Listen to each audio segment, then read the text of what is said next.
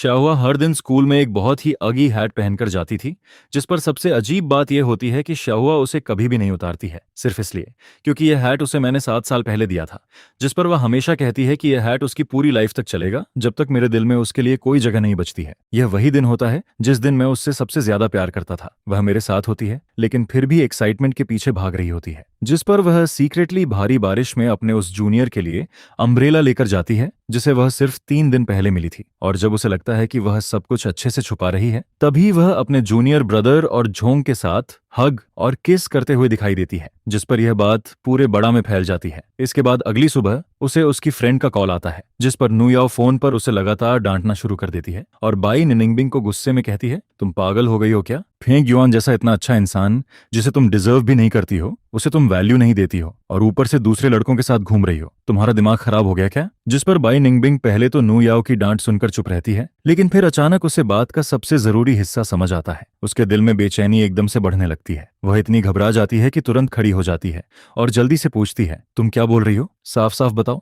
जिसके जवाब में नु याओ ठंडी आवाज में कहती है, मैं तुमसे पूछ रही हूँ, तुम अभी कहाँ हो? बाई निंगबिंग जवाब देने ही वाली होती है, लेकिन तभी उसे याद आता है कि वह अभी भी हॉस्पिटल में फांगजंग के साथ है। जिस पर उसके होंठों तक आए हुए शब्द वहीं रुक जाते हैं। नुयाओ उसकी चुप्पी से ही सब समझ जाती है और यह देखकर उसका गुस्सा और भी बढ़ जाता है। फिर वह गुस्से में कहती है, तो तुम अभी भी उसी फेंगजेंग के साथ हॉस्पिटल में हो? क्या तुम्हें पता भी है कि तुम दोनों की फोटोज और वीडियोज पूरे कैंपस किंग में हर जगह फैल चुकी हैं? यह सुनते ही बाई निनिंगबिंग का दिमाग जैसे एकदम सुन्न पड़ जाता है, जिस पर उसे अचानक याद आता है कि उसने फेंग युआन से प्रॉमिस किया था कि वह उसे लेने आएगी। लेकिन बाद में जब जियांग फेंगजिंग को हॉस्पिटल लाया गया, तब वह इतनी बिजी हो गई कि वह यह बात पूरी तरह भूल गई। इसके बाद वह जल्दी से नु याओ का कॉल काट देती है। फोन अनलॉक करते ही वह देखती है कि उसके मिस्ड कॉल्स में सबसे ज्यादा कॉल्स फेंग युआन के हैं, जिस पर उसका दिल अचानक बुरी तरह घबराने लगता है। फिर वह तुरंत फेंग युआन का चैट बॉक्स खोलती है। वह उसे कॉल करके सब एक्सप्लेन करने ही वाली होती है, तभी उसके बगल में बैठे फेंग जेंग उसका हाथ पकड़ लेते हैं, क्योंकि फेंग जेंग ने भी नु याओ की बातें सुन ली थीं। वह भी जान चुका होता है कि कल की सारी बातें अब हर उस इंसान तक पहुंच चुकी हैं जिसे यह बात पता चलनी चाहिए थी। लेकिन उसके लिए इससे कोई फर्क नहीं पड़ता है, क्योंकि उसके लिए किसी को पसंद करना गलत नहीं होता, चाहे उसके लिए उसे कुछ छोटे ट्रिक्स ही क्यों ना यूज करने पड़े। जिस पर वह बाई निनिंगबिंग का हाथ और जोर से पकड़ लेता है और धीरे से कहता है, मत जाओ, मुझे हॉस्पिटल में अकेला मत छोड़ो। जिसके जवाब में बाई निनिंगबिंग परेशान होकर सिर हिलाती है और कहती है, फंगजिंग अब ड्रामा मत करो, थोड़ी देर में नर्स आ जाएगी और तुम आराम से अपना ख्याल रखना। इसके बाद बाई निनिंगबिंग वहां से जाने के लिए मुड़ जाती है, लेकिन फेंग जेंग उसकी तरफ भागने की कोशिश करता है, जिस पर वह हॉस्पिटल बेड से नीचे उतरता है, लेकिन उसका आधा पैर चेयर में फंस जाता है और वह सीधे जमीन पर गिर जाता है। जिस पर वह दर्द में चिल्लाते हुए कहता है, आह बिंगो, मुझे बहुत दर्द हो रहा है, प्लीज मत जाओ, मुझे अकेला मत छोड़ो, मेरी माँ भी हॉस्पिटल में ही मरी थी, मुझे बहुत डर लगता है। उसकी आवाज इतनी हेल्पलेस और टूटी हुई लगती है, जैसे उसकी पूरी दुनिया में सिर्फ बाई निनिंगबिंग ही एक ऐसी इंसान हो जिस पर वह भरोसा कर सकता है। इसी समय बाई निंगबिंग के दिमाग में क्रिजी की बात गूंजने लगती है। उसने कहा था कि अगर वह फेंग युआन के बताए हुए लोकेशन पर उसके दिए हुए टाइम तक नहीं पहुंची तो फेंग युआन बहुत ज्यादा गुस्सा हो जाएगा। लेकिन फिर अगले ही पल उसे यह भी याद आता है कि फेंग युआन ने उसके लिए खुद को आग में डाल दिया था, जिस पर बाई निंगबिंग का बेचैन दिल धीरे धीरे शांत होने लगता है। वह खुद से कहती है, नहीं, फेंग युआन मुझसे इतना प्यार करता है, वह सिर्फ इस बात की वजह से मुझे छोड़ नहीं सकता।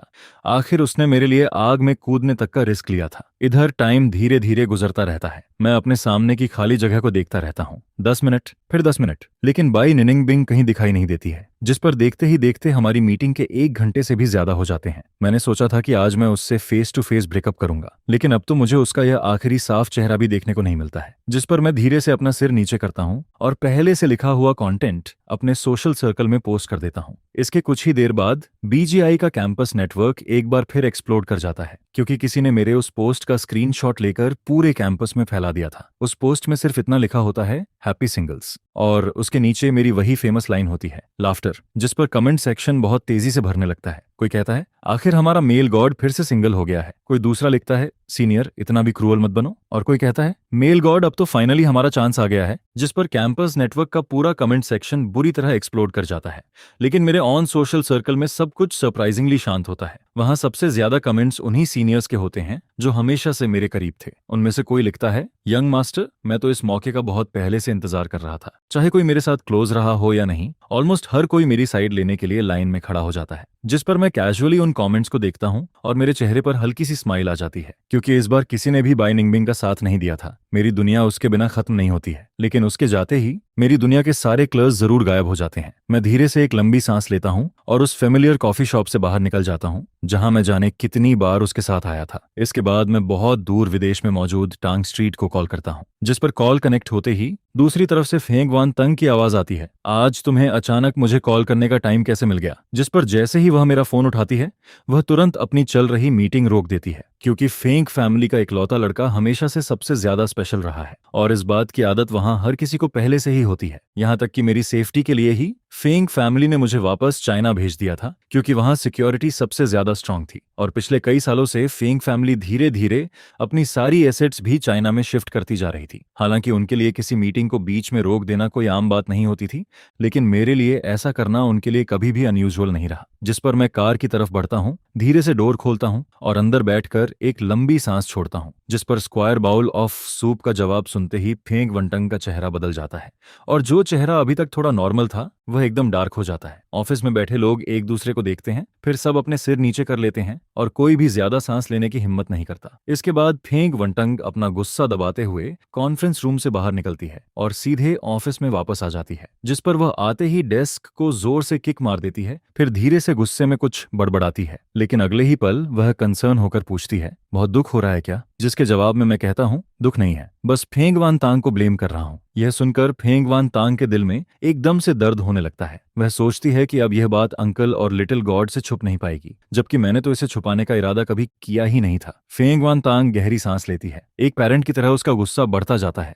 क्योंकि उसे पता चल चुका होता है कि उसके लिटिल एंसेस्टर के साथ इतना बड़ा रॉन्ग हुआ है। जिस पर वह कहती है, मुझे लगता है अब मैं एक दिन भी बाहर नहीं रुक पाऊंगी। तुम बहुत सॉफ्ट हो, तुम्हारा दिल बहुत ज्यादा सॉफ्ट है। फिर वह धीरे से पूछती है, मुझे साफ साफ बताओ, अब तुम क्या चाहते हो? मैं क्या करूं? जिस पर मैं हल्का सा स्माइल करता हूं और कहता हूं, ग्रेजुएशन में अभी 1 महीना बाकी है, लेकिन ग्रेजुएशन के बाद मैं मोडू में नहीं रुकना चाहता। यह बाई निनिंगबिंग की वजह से नहीं है, बस मैं किसी और जगह जाना चाहता हूं। यह सुनकर फेंग वनटंग पूछती है, तुम कहां जाना चाहते हो? जिस पर मैं हंसते हुए कहता हूं, सिस्टर जियांग। वहां आपकी ब्रांच नहीं है क्या? वैसे भी मुझे वहां कुछ काम है, अगर पॉसिबल हो तो मैं वहीं जाना चाहता हूं। यह सुनकर फेंग वनटंग थोड़ा सोचने लगती है, फिर वह हल्का सा फ्राउन करके कहती है, वह जगह जियांग की सिक्योरिटी पहले से बेटर है, लेकिन वहां के लोग आउटसाइडर्स को ज्यादा पसंद नहीं करते, शायद तुम्हें वहां कंफर्टेबल फील ना हो। जिस पर मैं कहता हूं, कोई बात नहीं, मुझे ट्राई करने दो। इसके बाद कुछ देर सोचने के बाद फेंग वनटंग सिर हिला देती है और कहती है, ठीक है, मैं तुम्हारे लिए वहां रहने की सारी अरेंजमेंट करवा दूंगी। फिर वह आगे कहती है, बाकी बात अंकल शाओ शेन से तुम खुद कर लेना। फेंग चेनग और उनकी वाइफ हमेशा से चाहते थे कि तुम मोडू में सेटल हो जाओ, लेकिन अब जब तुम जियांग फैमिली की तरफ जाना चाहते हो तो मुझे जल्दी सब मैनेज करना पड़ेगा। जिस पर मैं कहता हूं, मुझे सब समझ आ रहा है। इसके बाद मैं कॉल काट देता हूं और सीधे अगले सीन में पहुंच जाता हूं। हालांकि ग्रेजुएशन में अभी भी 1 महीना बाकी होता है, लेकिन फाइनेंस डिपार्टमेंट का मेरा सारा काम पहले ही खत्म हो चुका होता है। अब बस ग्रेजुएशन सेरेमनी का इंतजार करना होता है और सर्टिफिकेट लेना बाकी होता है। जहां तक क्लोथ्स और लगेज की बात है, मैं अंकल ली को मैसेज भेज देता हूं और उनसे कहता हूं कि किसी को विला भेज दें ताकि वह मेरा सामान वापस ले आए। जिस पर मैं क्यूशिया को भी सब कुछ समझा देता हूं। इसके बाद मैं अपना फोन रख देता हूं और आराम से प्लेन में बैठ जाता हूं। पूरे रास्ते में ज्यादा कुछ नहीं सोचता और अगर कभी कभी उसके बारे में सोच भी लेता हूं तो अगले ही पल उसे अपने दिमाग से बाहर निकाल देता हूं। जिस पर मेरे प्लेन से निकलने के करीब 3 घंटे बाद बाई निनिंगबिंग हॉस्पिटल से निकलती है। वह जैसे ही बाहर आती है, उसे सबसे पहले यह खबर मिलती है कि मैं सिंगल हो चुका हूं। यह सुनते ही वह तुरंत मेरा सोशल सर्कल खोलती है, लेकिन वहां सिर्फ एक सीधी लाइन दिखाई देती है, जिस पर बाई निनिंगबिंग एकदम स्टंट रह जाती है, क्योंकि उसे समझ नहीं आता कि मैंने उसे ब्लॉक किया है या फिर डिलीट कर दिया है। यह सोचते ही उसका दिल जैसे रुकने लगता है। इसके बाद वह जल्दी से मुझे कॉल करती है, लेकिन फोन से बार बार वही ठंडी मैकेनिकल आवाज आती है, the number you are trying to call is not reachable. जिस पर बाई निनिंगबिंग को खुद नहीं समझ आता कि वह इस समय क्या फील कर रही है। उसे बस इतना फील होता है कि वह अब मुझसे कांटेक्ट नहीं कर पा रही है और उसी पल उसकी पूरी दुनिया जैसे उलटी हो जाती है। उसकी आंखों के सामने से सारे कलर्स गायब हो जाते हैं और सिर्फ खालीपन बचता है। इसके बाद उसे वह एड्रेस याद आता है जो मैंने उसे भेजा था, जिस पर वह जल्दी से वहां पहुंचती है और चारों तरफ मुझे ढूंढने लगती है, लेकिन वहां कुछ नहीं होता। लोग आ जा रहे होते हैं, लेकिन वहां मैं नहीं होता। यहां तक कि वह कॉफी शॉप भी नहीं होती जो बाई निनिंगबिंग ने मेरे लिए खास तौर पर ओपन करवाई थी। जिस जगह पर हम सबसे ज्यादा डेट पर आते थे वह भी यही थी। जिस पर बाई निनिंगबिंग उस फेमिलियर जगह को देखती है और उसे ऐसा फील होता है जैसे हर टेबल पर मैं बैठा हूं और उससे बातें कर रहा हूं। लेकिन अगले ही पल उसे एहसास होता है कि यह सब अब खत्म हो चुका है। इसके बाद बाई निनिंगबिंग वहां के स्टाफ के पास जाती है और खुद को काम दिखाते हुए पूछती है, फेंग युआन कहाँ है? जिसके जवाब में स्टाफ कहता है, मिस्टर फेंग यहाँ करीब 2 घंटे तक थे, फिर वह यहाँ से चले गए। ये सुनते ही बाई निनिंगबिंग का दिल एकदम से सिकुड़ जाता है। फिर वह जल्दी से पूछती है, वह कब गए थे? जिस पर स्टाफ कुछ देर सोचता है, फिर कहता है, शायद करीब 10:30 बजे। यह सुनकर बाई निंगबिन नीचे अपने फोन की तरफ देखती है, क्योंकि फेंग युआन ने उसे 9:30 पर मैसेज भेजा था। इसका मतलब फेंग युआन उसके आने के बाद भी पूरे 1 घंटे तक उसका इंतजार करता रहा। जिस पर बाई निनिंगबिंग सोचने लगती है कि उस 1 घंटे में फेंग युआन क्या सोच रहा होगा और उसने खुद को कितना रोका होगा। तभी उसने 1 घंटे बाद दोबारा उसे कांटेक्ट और नहीं किया। वह मानना नहीं चाहती, लेकिन इस पल बाई निंगबिंग के अंदर बची हुई आखिरी उम्मीद भी टूट जाती है, क्योंकि अब उसे समझ आने लगता है कि फेंग युआन इस बार सच में बहुत ज्यादा गुस्सा हो गया है।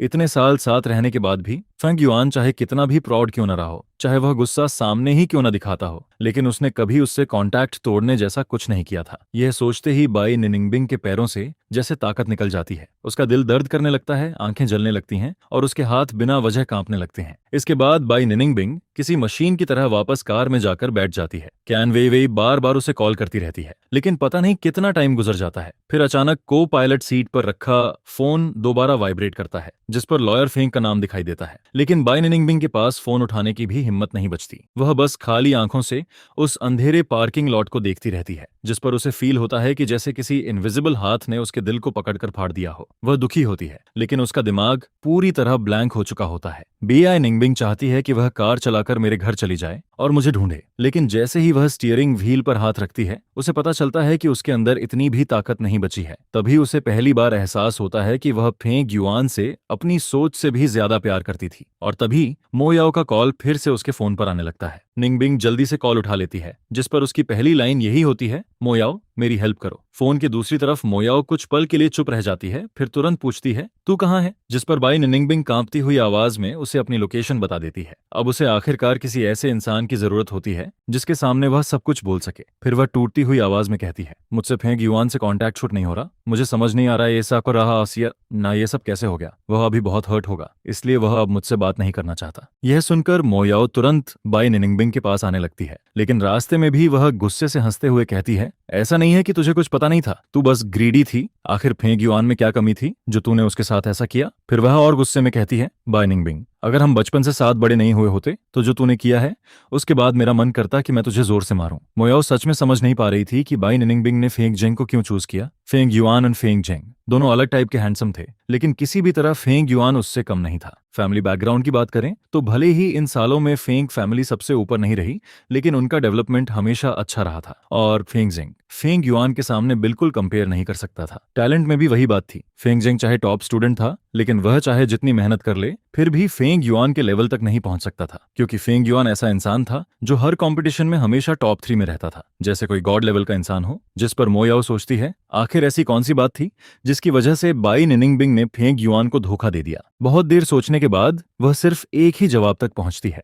बाई निनिंगबिंग की यह बात जितनी अगली थी उतनी ही रियल भी थी, क्योंकि फेंग युआन उसके लिए बहुत स्पेशल था। वह कहीं भी हो, लेकिन जैसे ही बाई निनिंगबिंग उसके सामने होती, उसकी नजर सिर्फ उसी पर रहती। सुबह की हल्की धूप हो, बारिश का मौसम हो, गर्मियों की तेज गर्मी हो, पतझड़ का मौसम हो, ठंडी और सूखी सर्दियां हो, या फिर रात का वह समय जब चांद आसमान में ऊपर टंगा होता, जिस पर बाई निनिंगबिंग को जब भी उसकी जरूरत होती, फेंग युआन बिना एक पल सोचे उसके पास आ जाता। किसी ने भी कभी यह इमेजिन नहीं किया था कि फेंग युआन जैसा यंग मास्टर इतना अच्छा खाना भी बना सकता है। लेकिन बाई निंगबिन जानती थी कि फेंग युआन सिर्फ खाना ही नहीं बनाता था, बल्कि वह उसकी पसंद की हर चीज बनाना जानता था। धीरे धीरे फेंग युआन उसके सामने इतना परफेक्ट और इतना समझदार हो गया था कि उसमें कोई कमी ही नजर नहीं आती थी। और फिर जब फेंग जेंग उसकी लाइफ में आया, जिसकी पर्सनालिटी उससे बिल्कुल अलग थी, तभी बाई निनिंगबिंग डगमगाने लगी। फेंग जेंग बाहर से बहुत जेंटल लगता था, लेकिन उसका नेचर अंदर से बहुत स्टबर्न था, जिस पर चाहे बाई निनिंगबिंग उसे कितनी बार दूर करने की कोशिश करती, फिर भी वह उसके पास आ जाता। अगर उसे चोट लगती तो वह बच्चे की तरह बिहेव करता। अगर बाई निनिंगबिंग उसे थोड़ा सा भी अटेंशन देती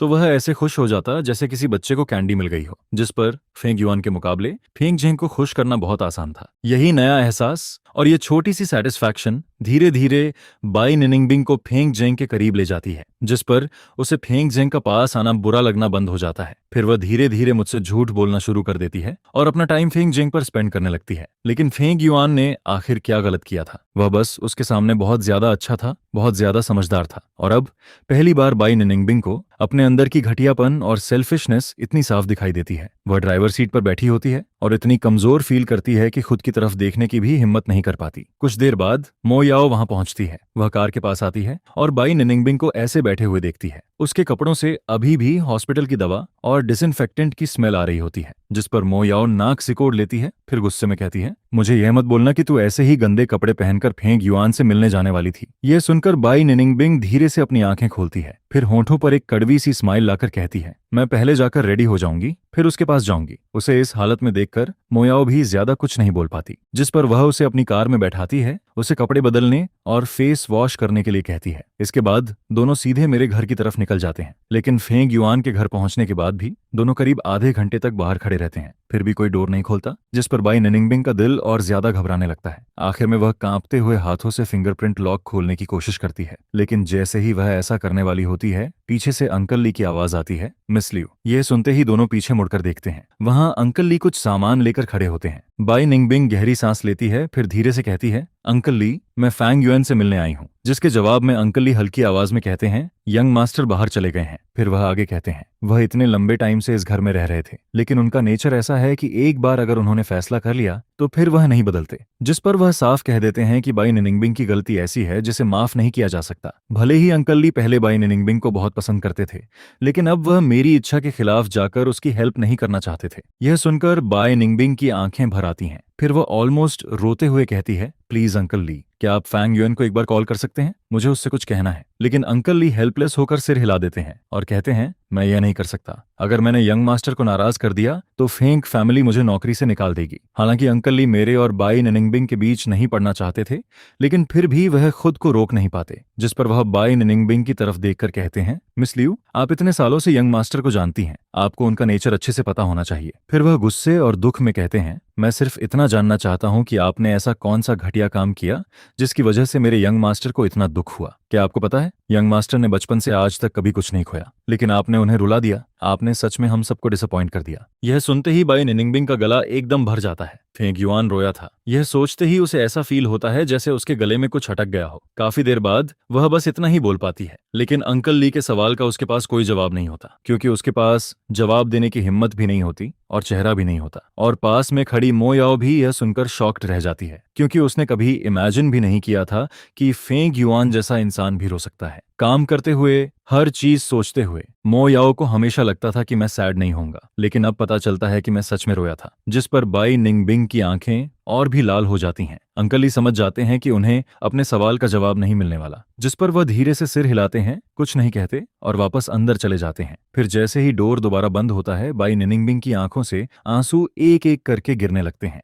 उसका हाथ इतनी जोर से बंधा होता है कि उसकी मुट्ठी सफेद पड़ जाती है, लेकिन फिर भी उसे समझ नहीं आता कि अब वह यह सब कैसे ठीक करे, और शायद अब ठीक करने का कोई तरीका बचा भी नहीं था। मो याओ उसके चेहरे को देखती रहती है, फिर आखिर में बस एक लंबी सांस छोड़ती है, क्योंकि वह और बाई निनिंगबिंग दोनों ये बात अच्छे से समझते थे। जहां तक फ्यूचर की बात थी, बाई निनिंगबिंग अब यह सोचने की भी हिम्मत नहीं कर पाती कि उसके और फेंग युआन के बीच अब कोई फ्यूचर बचा भी है या नहीं। इसके बाद प्लेन के अंदर अनाउंसमेंट की आवाज आती है, आप जम्बी सिटी में पहुंच चुके हैं, हम आपको यहाँ की खूबसूरती दिखाने वाले हैं। प्लेन अभी अभी लैंड हुआ होता है, जिस पर अनाउंसमेंट मैंडारिन और कांटोनिस दोनों लैंग्वेज में 2 बार सुनाई देती है। मैं काफी देर तक बैठा रहने की वजह से अपनी कमर सीधी करता हूँ, फिर सीट से उठकर बाहर निकलने लगता हूँ। जैसे ही मैं प्लेन से नीचे उतरता हूँ, मुझे इस जगह की हवा अलग फील होती है। यहाँ की हवा में समुद्र की स्मेल होती है, जो पहले वाली जगह से बिल्कुल अलग लगती है। जिस पर मैं फ्लाइट अटेंडेंट की एस्कॉर्ट को मना कर देता हूँ और अकेला ही बाहर की तरफ चल देता हूँ। इस फ्लाइट में लोग काफी ज्यादा थे, लेकिन मैंने VIP पासेस यूज नहीं किया, जिस पर पासेस में भी काफी लोग होते हैं, लेकिन मुझे यह सब ठीक लगता है। कभी कभी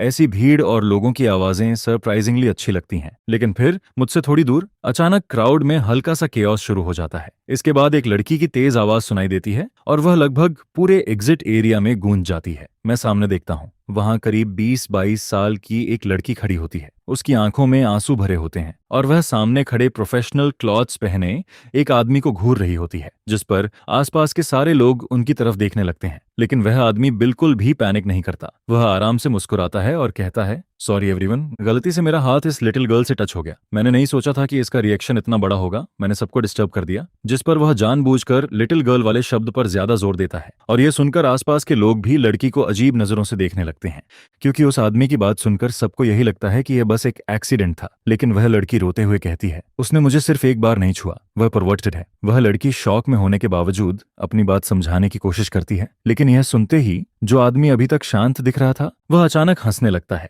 फिर वह लड़की को ऊपर से नीचे तक देखकर कहता है, मेरे जैसे आदमी ने तुम्हारे जैसी कितनी लड़कियां देखी हैं। जिस पर उसकी नजर लड़की के चेहरे पर जाकर रुक जाती है और वह हंसते हुए कहता है, तुम्हें लगता है तुम जैसी लड़की को देखकर मुझे इंटरेस्ट आएगा। फिर वह लड़की के कपड़ों की तरफ देखकर कहता है, तुम ऐसे कपड़े पहनकर घूम रही हो, फिर अगर कोई तुम्हें देख ले तो उसमें मेरी क्या गलती है। इसके बाद वह और भी बेहुदा तरीके से बोलता है, या फिर तुमने जानबूझकर यह सब किया ताकि मेरा अटेंशन मिल जाए। फिर वह कहता है, प्लेन में भी तुमने मुझसे कांटेक्ट मांगा था लेकिन मैंने मना कर दिया। अब शायद उसी का बदला ले रही हो। यह सुनकर आसपास खड़े लोग और भी कंफ्यूज्ड हो जाते हैं। असल में पूरी फ्लाइट के दौरान वही आदमी लगातार उस लड़की से बात करने की कोशिश कर रहा था। शुरू में लड़की ने बस पोलाइटली 2-4 जवाब दिए थे, लेकिन फिर उसे महसूस हुआ कि कुछ गलत है, इसलिए उसने उसे इग्नोर करना शुरू कर दिया। लेकिन वह आदमी बार बार उससे बात करने की कोशिश करता रहा, जिस पर लड़की, जिसका नाम शाचून था, उसने पहले 1-2 बार सहन किया क्योंकि वह बेवजह कोई प्रॉब्लम नहीं चाहती थी। लेकिन जब वह आदमी नहीं रुका तब आखिर में शाचून ने फ्लाइट अटेंडेंट से सीट चेंज करवा ली। फिर भी उसे यह बिल्कुल उम्मीद नहीं थी कि प्लेन से उतरने के बाद भी वह आदमी उसके पीछे आएगा। शाचून खुद प्रॉब्लम क्रिएट नहीं करना चाहती थी, लेकिन इसका मतलब यह नहीं था कि वह डरती थी। जिस पर वह गुस्से में कहती है,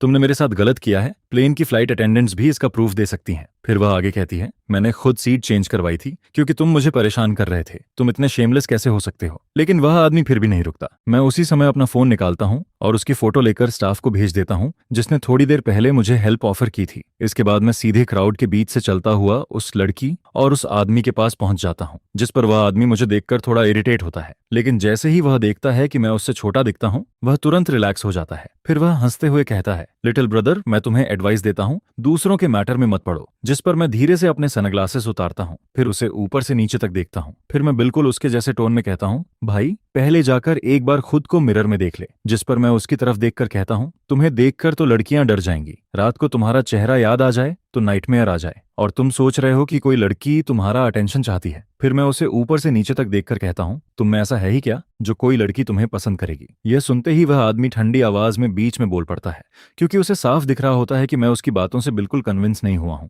वह कहता है, तुम मेनलैंड से आए हो ना, बाहर आकर बड़ी बड़ी बातें कर रहे हो। फिर वह शाचून की तरफ देखकर कहता है, अगर वह ऐसे कपड़े पहनकर घूमेगी तो ऑब्वियसली आदमी का ध्यान जाएगा। क्या ये नॉर्मल नहीं है। लेकिन अब तक उसके पास मुझे जवाब देने के लिए कोई सही बात नहीं बचती। जिस पर जो लोग पहले सिर्फ तमाशा देख रहे थे, अब उनकी नजरें भी उस आदमी पर बदलने लगती हैं, क्योंकि मैंने जो अभी कहा था वह इतना डायरेक्ट था कि अब सब लोग उसी को घूरने लगते हैं। यह देखकर वह आदमी थोड़ा घबरा जाता है, उसकी गर्दन हल्की सी पीछे हो जाती है, लेकिन फिर भी वह मानने को तैयार नहीं होता। जिस पर वह मुझे घूरते हुए कहता है, लड़के यह ज़ॉम्बी सिटी है, मेनलैंड नहीं। ज्यादा हीरो बनने की कोशिश मत करो, नहीं तो अच्छा नहीं होगा। उसकी बात साफ साफ एक थ्रेट होती है, लेकिन मुझे उसकी बात से कोई फर्क नहीं पड़ता। मैं ठंडी आवाज में कहता हूँ, नहीं तो क्या होगा, मैं यहीं खड़ा हूँ। फिर मैं उसकी आंखों में देखकर कहता हूँ, या तो अभी मुझे मार दो, नहीं तो चुपचाप खड़े रहो। मेरी बात और मेरा एटीट्यूड देखकर वह आदमी पूरी तरह गुस्से में आ जाता है। उसे लगता है कि चाहे वह कितना भी सीन क्रिएट कर दे, उसका कोई कुछ नहीं बिगाड़ सकता। जिस पर वह गुस्से में गाली देते हुए कहता है, तुम जैसे बीच में पड़ने वाले लड़के और ये औरत दोनों बेकार हो। तुम अपने आप को क्या समझते हो। वह बोलते बोलते मुझे उंगली दिखाने लगता है और उसके मुंह से बस गालियां निकल रही होती हैं। फिर वह कहता है, अगर हिम्मत है तो मार के दिखाओ। मैं कुछ नहीं बोलता, मैं बस सीधे उसके पेट पर किक मार देता हूँ,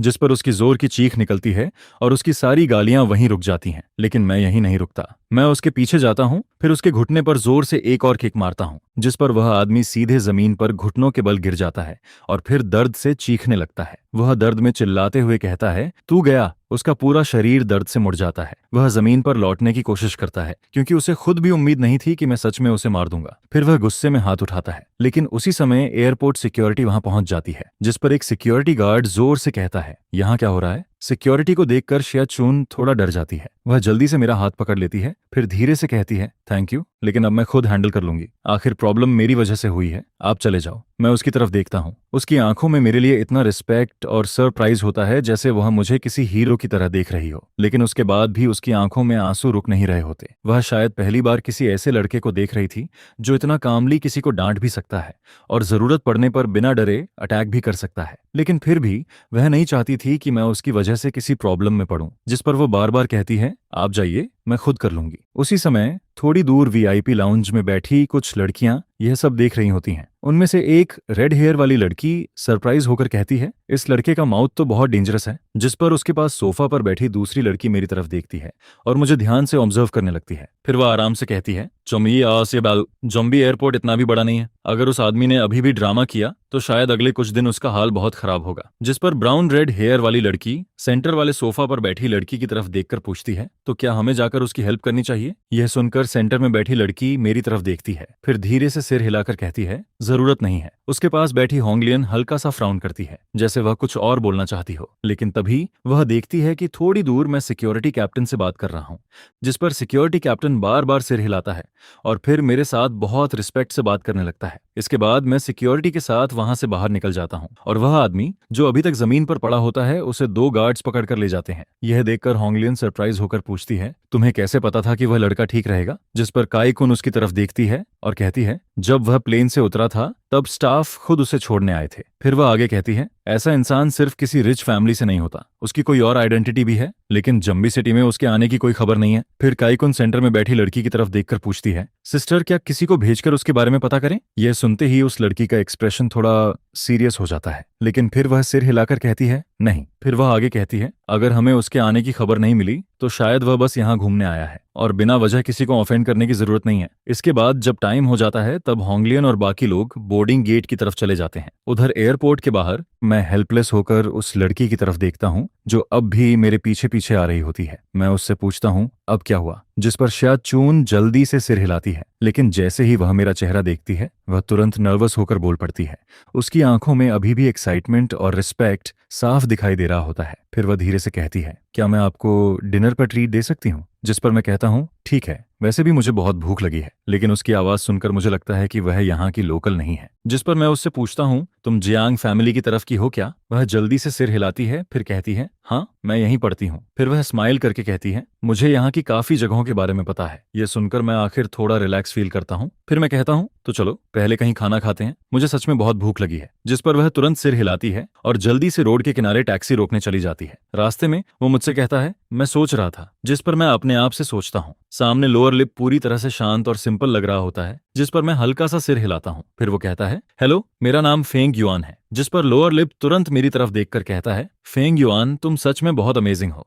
मैं कभी भी किसी से बहस में नहीं जीत पाया। जैसे ही मैं मुंह खोलता हूँ मेरा तो रोने का मन करने लगता है, लेकिन आज तुम्हारी वजह से। यह सुनकर मैं अपने होंठों के कोने ऊपर करता हूँ और हल्का सा हंसता हूँ। फिर मैं कहता हूँ मैंने भी कभी किसी से लड़ाई में हार नहीं मानी। बचपन में मेरा टेम्पर बहुत अच्छा था और सालों में थोड़ा इम्प्रूव भी हुआ है, लेकिन आज भी मैं अपना गुस्सा ज्यादा देर तक होल्ड नहीं कर पाता। जिस पर लोअर लिप के चेहरे पर एडमिरेशन साफ दिखाई देने लगता है। फिर वो पूछता है क्या तुम अभी भी स्कूल में हो? जिसके जवाब में मैं कहता हूँ नहीं, मैंने जून में कॉलेज से ग्रेजुएशन किया था। यह सुनकर लोअर लिप मुस्कुराता है और कहता है तो फिर तुम मुझसे थोड़े बड़े हो। फिर जैसे ही टैक्सी रुकती है वो सबसे पहले डोर खोलता है और मुझसे कहता है तुम पहले जाओ। जिस पर मैं कहता हूँ थैंक्स। लोअर लिप की पर्सनैलिटी मुझे काफी पसंद आती है। ऊपर से मैंने अभी उसकी हेल्प भी की थी, जिस वजह से मेरे अंदर उसके लिए थोड़ा पेशेंस और बढ़ जाता है। कार में बैठने के बाद अपर लिप और लोअर लिप खुद ही बातचीत शुरू कर देते हैं। फिर मैं कैजुअली अपना नाम और थोड़ी इन्फॉर्मेशन बता देता हूँ। इसी बीच मैं नोटिस करता हूँ कि लोअर लिप के फोन पर बार बार किसी का कॉल आ रहा होता है, लेकिन वो उसे इग्नोर करता जा रहा होता है। मैं थोड़ा क्यूरियस जरूर होता हूँ, लेकिन ज्यादा इंटरेस्ट नहीं दिखाता। इसके बाद वो मुझसे जियांग के बारे में बातें करने लगता है कि वहाँ क्या क्या फन चीजें हैं, चीजें हैं। फिर जैसे ही बात सिनकुन पर आती है लोअर लिप अचानक से और तेज बोलने लगता है। वो एक्साइटेड होकर कहता है ब्रोदर फेंग युआन, जब तुम जियांग फैमिली के यहाँ जाओगे तो पोर्ट के अलावा तुम्हें शिबान स्ट्रीट भी जरूर जाना चाहिए। वो लोकल लोगों की सबसे फेवरेट जगह है, वहाँ सब कुछ मिलता है और खासकर स्ट्रीट के एंट्रेंस पर जो बार है वहां तो इतनी सारी खूबसूरत लड़कियां होती हैं जिस पर मैं उसके एक्साइटेड इंट्रोडक्शन को चुपचाप सुनता रहता हूँ। मैं अपनी इंटरेस्ट अपने अंदर ही रखता हूँ और बस बीच बीच में 2-4 वर्ड्स बोल देता हूँ। आगे फ्रंट रो में बैठे 4 लोग भी कभी कभी जोर से बातें करने लगते हैं। इसी दौरान बाहर शाम हो चुकी होती है और खिड़की से आती हुई हल्की वार्म सनलाइट मेरे ऊपर पड़ रही होती है, जो इतना कंफर्टेबल लग रहा था कि उसे वर्ड्स में एक्सप्लेन करना मुश्किल था। कुछ देर बाद हम दोनों कार से उतरते हैं और अंदर जाकर बैठ जाते हैं। लोअर लिप पहले इधर उधर देखता है, फिर अपनी आवाज धीमी करके मुझसे कहता है, brother Feng yuan, Jiang family में तुम्हें एक बात हमेशा याद रखनी होगी। उसकी बात सुनकर मेरी क्यूरियोसिटी बढ़ जाती है। फिर मैं पूछता हूँ, क्या? जिस पर लोअर लिप कहता है, आगे जब भी तुम यहाँ घूमो या खेलो तो उन रिच लोगों से कभी मत उलझना जो पावर और पैसे वाले होते हैं। आज जो हुआ उससे तुम समझ ही गए होगे। मुझे नहीं पता तुम कहाँ से आए हो, लेकिन यहाँ स्ट्रॉन्ग ड्रैगन भी लोकल स्नेक को दबा नहीं पाता, इसलिए लो प्रोफाइल में रहना ही बेहतर है। फिर वो थोड़ा रुककर कहता है, यहाँ शांग फैमिली सबसे बड़ा ट्रम्प कार्ड है। मर्चेंट्स के पीछे भी वही लोग हैं। अभी यहाँ उन्हीं की चलती है। हालांकि मैं जियांग फैमिली के बारे में बहुत ज्यादा नहीं जानता था, लेकिन इतनी कॉमन सेंस मुझे भी थी। जिस पर मैं हल्का सा मुस्कुराता हूँ और कहता हूँ, डोंट वरी, मैं ध्यान रखूंगा। यह सुनकर लोअर लिप थोड़ा रिलीव्ड फील करता है। इसके बाद हम दोनों जल्दी से खाना खाते हैं और हमेशा की तरह बिल देने के लिए लोअर लिप फिर से मुझसे पहले आगे बढ़ जाता है। जियांग की रातें काफी अलग होती हैं। यहाँ सुबह और शाम के टेम्परेचर में बहुत फर्क होता है। हवा चलते ही पूरा शरीर फ्रेश और एनर्जेटिक फील करने लगता है। मैं आसपास कोई ठीक होटल नहीं देख पाता, जिस पर आखिर में मुझे ड्राइवर से कहना पड़ता है कि वो मुझे सीधे होटल छोड़ दे। रास्ते में मैं अपना फोन निकालता हूँ। लगातार कॉल्स आने की वजह से उसकी बैटरी लगभग खत्म हो चुकी होती है, जिस पर मैं हल्का सा भौहें सिकोड़ता हूँ। यह फोन लगातार चार्ज पर लगा हुआ था और कॉल भी चलता रहा था। अभी विदेश में बहुत रात हो चुकी थी, इसलिए मुझे नहीं पता था कि इक्वेशन सोया है या नहीं। फिर जैसे ही कॉल कनेक्ट होता है, दूसरी तरफ से एक आदमी की जेंटल और थोड़ी भारी आवाज आती है, शाओयुआन, क्या तुम वहां पहुंच गई? असल में प्लेन में बैठने से पहले ही फेंग युआन ने इक्वेशन कपल को मैसेज भेज दिया था, इसलिए उन दोनों को पहले से पता था कि मैं चाइना आ चुका हूं। जिस पर मैं सीधे बेड पर गिरता हूं और कहता हूं, मैं अभी अभी होटल पहुंचा हूं। डैड, मुझे आपकी और मॉम की बहुत याद आ रही है। यह सुनकर डैड तुरंत कहता है, तो फिर मैं यहाँ का काम खत्म करके कल ही चाइना वापस आ जाता हूँ ताकि तुम्हारे साथ रह सकूं। अगर इतनी सारी ग्रीवांस ना होती तो शायद मैं सॉन्ग मेई के सामने इतनी ओपनली कभी बिहेव नहीं करता। दूसरी तरफ युनशु भी वहीं बैठकर कुछ रिव्यू कर रही होती है। फिर वो कहती है, अगर कुछ भी हो तो तुम अपनी मॉम और डैड को जरूर बताना। जब तक हम दोनों तुम्हारे साथ हैं, कोई भी तुम्हें बली नहीं कर सकता। जिस पर डैड भी कहता है, तुम्हारे मॉम और डैड इतने कमजोर नहीं है। जब तक तुम कोई लॉ ब्रेक नहीं करते, तुम जो चाहो कर सकते हो। तुम जिससे चाहो प्यार करो, हम हमेशा तुम्हारा सपोर्ट करेंगे। फिर मॉम कहती है, अगर तुम किसी के बारे में हमें बताना भी नहीं चाहते तब भी कोई बात नहीं, तुम्हारी मॉम तुम्हें पूरी जिंदगी सपोर्ट करेगी। अगर बात बाई निनिंगबिंग की मदर की होती तो वो अपने हस्बैंड से सच में दिल से प्यार करती थी, लेकिन अफसोस, बाई निनिंगबिंग ने अपनी मदर की एक भी बात नहीं सीखी थी। चाइना में जो कुछ हुआ था उसके बारे में इक्वेशन कपल ने मुझसे कुछ नहीं पूछा, लेकिन सच कहूं तो उन्हें सब समझने में कोई दिक्कत नहीं हुई थी। 10 साल तक पुलिस से डरने के बाद अब मैं इतना जरूर समझ गया था कि दुनिया में खूबसूरत लड़कियों की कमी नहीं है। मैं कोई ऐसा इंसान नहीं हूं जो बिना वजह गलत काम करे। मुझे चाहने वाले लोग तो पूरे शहर के बाहर तक लाइन लगाकर खड़े हो सकते हैं। पहले मेरा दिल बिल्कुल शांत था, क्योंकि उसमें सिर्फ बाई निनिंगबिंग थी और उस वक्त मेरी पहचान सिर्फ बाई निनिंगबिंग के बॉयफ्रेंड की थी। लेकिन अब मुझे अपनी सिस्टर इन लॉ पसंद आने लगी थी और वो पुरानी आइडेंटिटी भी अब खत्म हो चुकी थी। जिस पर मैं अपने आप से सोचता हूं, अगर अब भी मैं अपनी सिंगल लाइफ एंजॉय नहीं करूंगा तो फिर सच में मैं बेवकूफ कहलाऊंगा। लोग चाहे मेरे बारे में कुछ भी कहें, चाहे गुड अंकल बोलें या सातो, मुझे फर्क नहीं पड़ता। मैं बस खुद को खुश रखना चाहता हूँ। यह सुनकर इक्वेशन भी हंसता है और कहता है, बेबी, तुम बिल्कुल सही हो। तुम्हारी कंडीशंस इतनी अच्छी हैं, फिर तुम्हें किसी अच्छी लड़की की कमी क्यों होगी? जिस पर मैं हल्का सा सिर हिलाता हूँ। फिर मैं अपने पेरेंट्स के साथ थोड़ी देर और बातें करता रहता हूँ और पता ही नहीं चलता कि कब बातें करते करते मेरी आंख लग गई। दूसरी तरफ फोन से अभी भी इक्वेशन की स्टेडी ब्रीदिंग की आवाज आती रहती है। मैं धीरे से माइक्रोफोन बंद करता हूँ, फिर झुककर अंकल यून के माथे पर किस करता हूँ। फिर मैं कहता हूँ, आज रात फोन मत रखना, शाओ युआन के उठने तक वेट करना, फिर वो खुद ही फोन रखेगा। यह सुनकर अंकल यून हल्का सा भौहें सिकोड़ता है। जब से उसे पता चला था कि बाई निनिंगबिंग ने चीट किया है, तब से वो अंदर से टूट सा गया था। अब जाकर बेटे का फोन मिलने के बाद उसके दिल का थोड़ा बोझ कम हुआ था। फिर वो लेट जाता है और कहता है, कंट्री में प्रॉपर्टी ट्रांसफर का काम और जल्दी करना होगा। मैं भी जितनी जल्दी हो सके उसके पास जाना चाहता हूँ, लेकिन फेंग फैमिली की प्रॉपर्टी इतनी बड़ी थी कि उसे पूरा का पूरा वापस कंट्री में लाना आसान नहीं था। यह काम जल्दी खत्म होने वाला नहीं था। हालांकि फेंग युआन के चाइना पढ़ने लौटने के बाद ही इक्वेशन ने इसकी तैयारी शुरू कर दी थी, लेकिन कई रीजंस की वजह से उसके नाम पर चल रही इंडस्ट्री अब पहले से भी ज्यादा बढ़ चुकी थी। जिस पर इक्वेशन मन ही मन सोचता है, अगर अंकल यून ने ऐसा कहा है तो उसे और मेहनत करनी होगी और जरूरत पड़ी तो थोड़ा टफ तरीका भी यूज करना होगा। वैसे भी इक्वेशन को उन लोगों से कोई डर नहीं था। अगर किसी को उसके तरीके पसंद नहीं आते तो भी उसे फर्क नहीं पड़ता। वैसे भी टांग शिंगवान की साइड इसी हमेशा ओवरसीज में रहने वाली थी। जब तक वो वहां है बाकी लोग चाहकर भी कुछ बड़ा नहीं कर सकते। यह सोचते हुए इक्वेशन की नजर अपनी वाइफ पर जाती है जो बचपन से उसके साथ बड़ी हुई थी। उसकी आंखों की सख्ती धीरे धीरे वापस सॉफ्टनेस में बदल जाती है। फिर अंकल यून इक्वेशन की बाहों में थोड़ा और पास आकर लेट जाता है और कुछ देर बाद सो जाता है। मेरे दिल में भी एक अजीब सा वार्म फीलिंग आती है। मॉम और डैड को पता चल गया था कि मैं अभी भी टायर्ड हूँ। दूसरी तरफ इक्वेशन पहले ही ऑफिस में काम कर रहा होता है। मैं कर्टेन हटाता हूँ और बाहर हवा की वजह से हिलते हुए समंदर को देखता हूँ। फिर ग्लास डोर खोलता हूँ और बाहर की लेजी हवा को फील करता हूँ। फिर मैं फोन पर पूछता हूँ, क्या आप अभी कंपनी में हो? जिस पर डैड कहता है, हाँ, तुम्हारी मॉम तुम्हारे लिए गिफ्ट लेने गई है। फिर वो किसी से गिफ्ट तुम्हारे पास भेज देगी। फिर मैं कहता हूँ, ठीक है, लेकिन उसे मोडू मत भेजना, उसे ज़ॉम्बी के पास भेज देना। जिस पर डैड कहता है, ज़ॉम्बी? मैंने तो पहले ही कहा था कि तुम कुछ समय से ज़ॉम्बी जैसे बिहेव कर रहे हो। चलो, जो एड्रेस तुमने वीचैट पर भेजा है वहीं भेज देता हूँ। फिर वो कहता है, मैं किसी से तुम्हारे पास पहुंचवा दूंगा। मैं जवाब देता हूँ, ठीक है, मैं अभी शावर लेने जा रहा हूँ गुस्सासत हूँ। कल रात मैं इतना स्लीपी था कि कपड़े भी नहीं बदले, अब तो खुद को ही स्मेल आ रही है। यह सुनकर डैड कहता है, ठीक है, लेकिन अपना फोन म्यूट मत करना, अगर कुछ भी हो तो तुरंत घर पर कॉल करना। जिस पर मैं हल्का सा मुस्कुराता हूँ और सिर हिलाता हूँ। फिर मैं फोन रख देता हूँ, लेकिन जैसे ही स्क्रीन देखता हूँ वहां लगातार आते हुए मैसेजेस और कॉल्स दिखाई देते हैं, जिस पर मैं भौहें सिकोड़ता हूँ। हालांकि यह थोड़ा स्ट्रेंज लगता है, लेकिन बिना सोचे भी मुझे पता था कि यह कौन है। दूसरी तरफ बाई निनिंगबिंग बार बार अपनी उंगलियों से फोन दबा रहा होता है।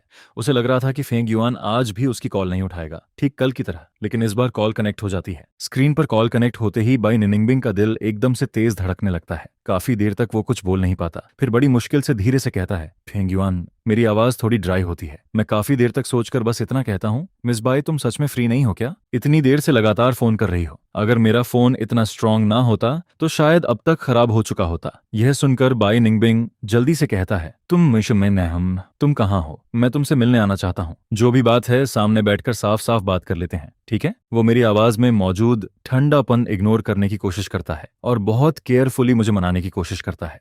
उसका यह कोशियस बिहेवियर देखकर मुझे अचानक पुरानी बातें याद आने लगती हैं। मुझे वह दिन याद आता है जब बाई निनिंगबिंग को मैं आग से बाहर लेकर आया था। उसके बाद मेरी आर्म बुरी तरह जल गई थी और मुझे हॉस्पिटल में एडमिट होना पड़ा था। उस वक्त मुझे अपनी जली हुई स्किन बहुत अगली लगती थी। मुझे लगता था कि यह कभी ठीक नहीं होगी। मेरे अंदर एक अजीब सी इनसिक्योरिटी बैठ गई थी। उसी दौरान बाई निनिंगबिन हर दिन वार्ड के बाहर खड़ा होकर मुझसे बात करता था। वो अपने फोन से ग्रेजुएशन सेरेमनी और ग्रेजुएशन फोटोज एक एक करके मुझे भेजता था, जिन्हें मैं मिस कर गया था। फिर वो हॉस्पिटल के बाहर खड़े होकर मुझे पेशेंटली क्लास की सारी बातें बताता था। मेरे ना होने पर क्लास में क्या क्या हुआ, कौन क्या बोल रहा था, किस बात पर सब हंस रहे थे। जब वो कोई फनी बात बताता था तो मैं फोन के उस पार उसकी हंसी सुन सकता था। फिर मुझे फिजिक्स क्लास की वह बात याद आती है। उस दिन अचानक सब लोग हट गए थे और फिर मैंने खुद डोर खोला था और उसे अंदर आने दिया था। उस वक्त बाई निनिंगबिंग का रिएक्शन कैसा था? जो इंसान हमेशा सबसे ऊपर देखकर बात करता था, उसकी आंखें अचानक लाल हो गई थीं। उसका चेहरा पूरी तरह एक्साइटेड था। उसके होंठ लगातार हिल रहे थे। वो कई बार हाथ बढ़ाकर मुझे छूना चाहता था, लेकिन हर बार डर जाता था कि कहीं मुझे और दर्द ना हो जाए, इसीलिए अपना हाथ वापस खींच लेता था। फिर वो कांपती हुई आवाज में कहता है, फेंग युआन, तुम अंदर क्यों भागे? वहां इतनी बड़ी आग थी। उसकी आंखों में सिर्फ दर्द और गिल्ट दिखाई दे रहा था। बात पूरी होने से पहले ही उसकी आंखों से आंसू गिरने लगते हैं, लेकिन उस वक्त मैं बस हंस देता हूँ और उसे कंफर्ट करते हुए कहता हूँ, अरे, मैं तुम्हें जलते हुए कैसे देख सकता था? असल में उस समय बाई निनिंगबिंग ने आखिर में मुझे जोर से पीछे धक्का दिया था, लेकिन उसी दौरान पर्दे की आग मेरी स्लीव्स तक पहुंच गई थी। नॉर्मली मुझे तुरंत अपने कपड़े उतार देने चाहिए थे, लेकिन उस वक्त आग बहुत बड़ी थी। मैं बाई निनिंगबिंग को नीचे नहीं छोड़ सकता था और उसे उठाए रखते हुए अपने कपड़े भी नहीं उतार सकता था। उस वक्त मेरे दिमाग में कुछ नहीं चल रहा था। मैं बस दांत भींचकर दर्द सहता रहा और बाई निनिंगबिंग को किसी तरह बाहर लेकर आया। जैसे ही मैं आग से बाहर निकला, मैंने तुरंत बाई निनिंगबिंग को वहां खड़े बड़े लोगों के हाथ में दे दिया। फिर मैं जल्दी से अपने कपड़े उतारने लगा, लेकिन कॉलरबोन से लेकर शोल्डर तक मैं काफी बुरी तरह जल चुका था। इसके बावजूद बाई निनिंगबिंग की शोल्डर पर सिर्फ एक छोटा सा हिस्सा जला था, लेकिन बस उस छोटे से बर्न की वजह से भी वो पूरी रात सो नहीं पाया था। और जब उसने मुझे इतनी बुरी हालत में देखा तो वो खुद को और भी ज्यादा ब्लेम करने लगा। इतने साल गुजर गए थे, लेकिन पहले वाला उसका दिखावा, उसका एटीट्यूड और खुद को सबसे ऊपर समझने वाली बात सब धीरे धीरे खत्म हो चुकी थी। जब मैं वापस अपने होश में आता हूँ तो एक गहरी सांस लेता हूँ। फिर उससे पूछता हूँ, तुम मुझसे क्या कहना चाहते हो? मैं कहना चाहता था, तुम फेंग जेंग के साथ मेरे पीछे क्या क्या कर रहे थे। मैं पूछना चाहता था, तुम्हारे लिए अफेयर करना इतना एक्साइटिंग कैसे था? या फिर तुम सच में ये कहना चाहते हो कि चीट करने के बाद भी तुम्हारा फेवरेट इंसान मैं ही हूँ? ये सब सोचते ही मेरा पेट उल्टा होने लगता है। मुझे बस घिन फील होती है। फिर मैं ठंडी आवाज में कहता हूँ, बाय निंगबिंग, तुम्हारी कोई भी अपॉलॉजी मेरे लिए अनफेयर है। जिस पर बाय निंगबिंग जल्दी से कहता है, ऐसा नहीं है। फिर वो समझाने लगता है, फेंग युआन, मेरे और फेंग झेंग के बीच सच में कुछ भी नहीं था। हमारे बीच कुछ भी रियल नहीं हुआ। ज्यादा से ज्यादा बस उस एक बार बात बाहर निकल गई थी। उसके बाद हमारे बीच कुछ नहीं था। यह कहते कहते उसकी आवाज भर्रा जाती है। फिर वो खुद को बचाने की कोशिश करते हुए कहता है, मुझे एकदम से मत छोड़ो। क्या तुम मुझे एक चांस नहीं दे सकते? कल से, जब से उसे यह पता चला था कि मैं सच में उससे दूर जा रहा हूँ, बाय निंगबिन को लग रहा था जैसे उसकी पूरी दुनिया खत्म हो गई हो। उसके दिमाग में सिर्फ एक ही बात घूम रही थी कि वो इंसान जिसे वो खो नहीं सकता, वो मैं हूं। और अब उसे सिर्फ मुझे ढूंढना था। बाकी किसी चीज का उसके लिए कोई मतलब नहीं बचा था। जिस पर वो पागलों की तरह मुझे बार बार कांटेक्ट करता रहता है, लेकिन उसे बदले में मेरी तरफ से कुछ भी नहीं मिलता। और हर बार उसे बस अपनी बेबसी और अपनी स्टूपिडिटी याद आती रहती है। फिर वो आदत से मजबूर होकर दोबारा मेरा नंबर डायल करता है, लेकिन तभी उसे पता चलता है कि मैंने उसका नंबर ब्लॉक कर दिया है। जिस पर वो दूसरा नंबर यूज करके फिर से कॉल करना शुरू कर देता है। उधर मैं सीधा अपना फोन एयरप्लेन मोड पर डाल देता हूँ। फिर जंबी शॉपिंग प्लेटफॉर्म खोलकर कुछ कपड़े और शूज ऑर्डर करता हूँ और डिलीवरी के लिए होटल का एड्रेस डाल देता हूँ। इसके बाद मैं बाथरूम में जाकर शॉवर लेने लगता हूँ। करीब 1 घंटे बाद मैं कपड़े बदलकर होटल से बाहर निकलता हूँ। बाहर निकलते ही सबसे पहले मैं बिजनेस हॉल जाता हूँ ताकि एक नया फोन कार्ड ले सकूं। फिर मैं धीरे धीरे सड़क पर चलने लगता हूँ। हल्की डेंजरस सी ब्रीज चल रही होती है, जिसकी वजह से यह रोमांटिक सिटी आज बाकी दिनों से थोड़ी ज्यादा शांत लग रही थी। फिर मैं लोअर लिप के बताए हुए स्टोन स्ट्रीट पहुंचता हूँ और सड़क के किनारे किनारे धीरे धीरे चलते हुए आखिर तक जाता हूँ।